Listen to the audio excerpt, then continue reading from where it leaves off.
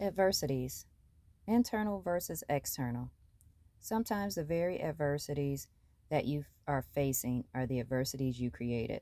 I know that wasn't a pleasant or uplifting statement, but we should be able to identify the adversities that are internal and those that are external. Most often, the internal adversities we elect not to identify because we have to deal with us. We have to deal with the decisions or indecisions that we decided were not worth dealing with in the moment, only to realize that it was our actions that got us to where we are. It is not easy admitting when you are at fault for the matters concerning your actions or inactions in a situation. It does not feel great when you realize it was you that made you not get to the goal you set for you. It is not easy washing the guilt off your face when you could have decided to do differently, but you dug your heels in and kept pressing the agenda. Let's be clear, the you in the statements above are referring to me, Jamie. I acknowledge my internal adversities created through poor decision making, lack of decision making, and at times purposefully making decisions that I had an idea how things were going to turn out and I did it anyway. Admitting your role in something is the first part. Owning what you did is the next step. Taking actionable steps to resolve what was created is a process and does not end at the snap of the fingers. When you are dealing with internal adversities, you are also dealing with the initial decision along with every decision made after that maintained that initial decision. Some may believe there is no upkeep to the internal adversities. Oh, but there is. The upkeep to an internal adversity is tied to whatever is seen externally. Because if there are cracks soon in your exterior, you will be exposed. Then you will need to take a decision as to whether or not to patch it with additional adversities or with a blessing, successful endeavor, positive opportunities to leave that adversity to the side.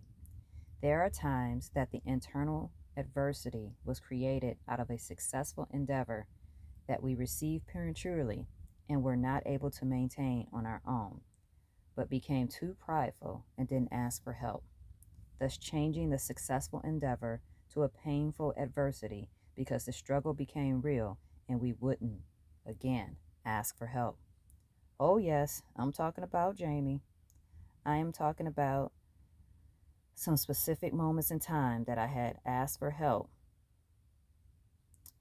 And in that moment in time, perhaps the adversity I went through was not asking for help.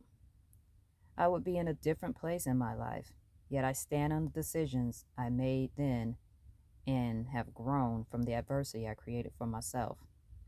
The biggest growth from that particular adversity was learning how to choose me first.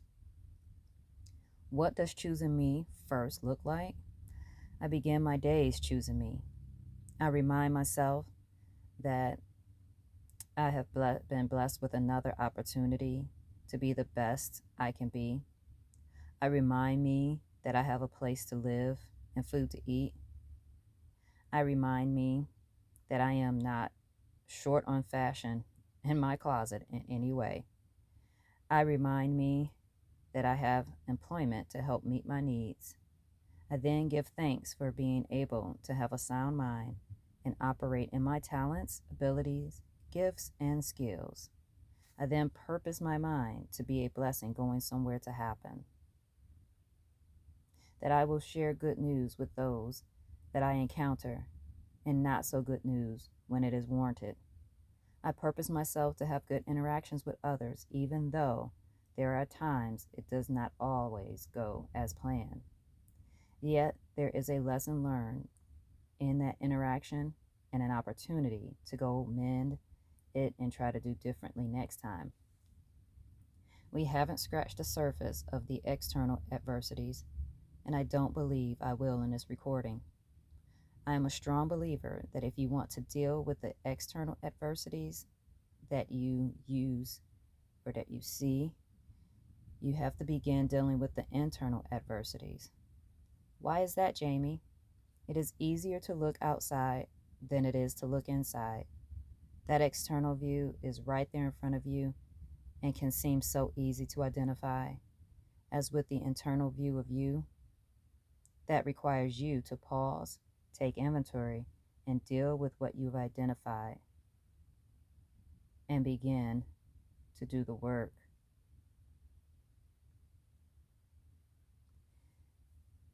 The external is also an area that you know is out of your control, and diverting your energy to something that you cannot control will take away the resource needed to unpack and resolve the internal adversities inside.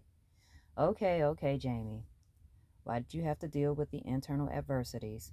I was looking forward to the external adversities, and I know I was going to give those the business. Well, not this time, and not for me. I could have easily gone there. The road to mental, emotional, spiritual, physical, and financial healing and well being begins internally. That process of dealing with me then dictates how I view the external adversity, what I take from the external adversity, where I allow the external adversity to take me, who I am with dealing with the external adversity, and why I even entertained the external adversity that allowed it to become an internal adversity. The navigation of the internal adversities met and investigated with the who, what, when, where, and how questions. I learned this process at a young age. I was developing my writing skills that turned into scribing skills. That is for another recording. Those 6 3 to 5 letter words put so many things into perspective. If you start with the who in the scenario, with being you first, you can stop what appeared to be an external adversity from becoming or fueling an internal adversity. Jamie, you sound like you got this together.